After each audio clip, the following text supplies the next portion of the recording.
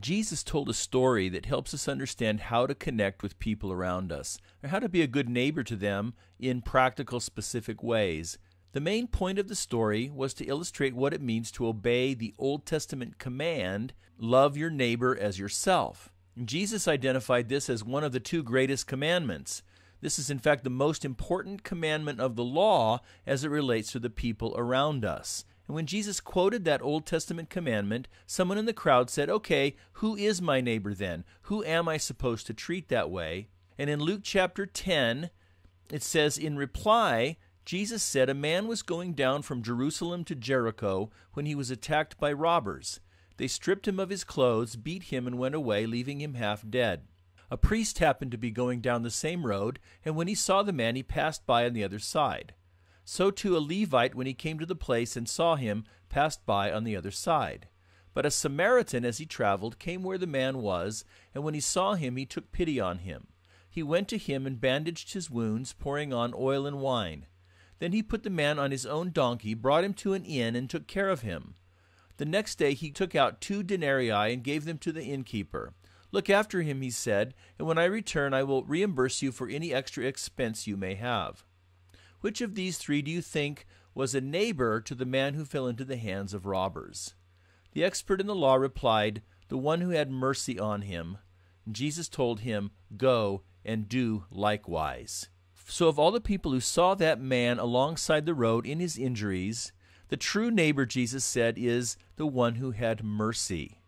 And that makes sense in light of the original command that he was discussing, to love your neighbor as yourself.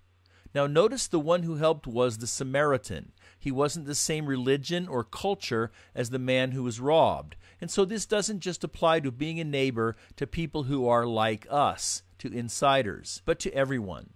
And we can criticize those guys who walked on by, but we do that, don't we? They had their own fears. Maybe they feared that they would be attacked, or they had something important to do. Maybe they were on their way to do good things or to keep commitments, and we've all done just like them. But Jesus says, go and be like that third guy.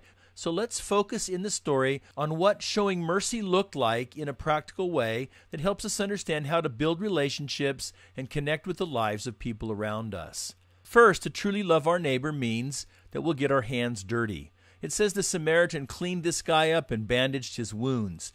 Reaching out to others can be messy. People are messy, not just physically like this man, but emotionally, spiritually, in many other ways.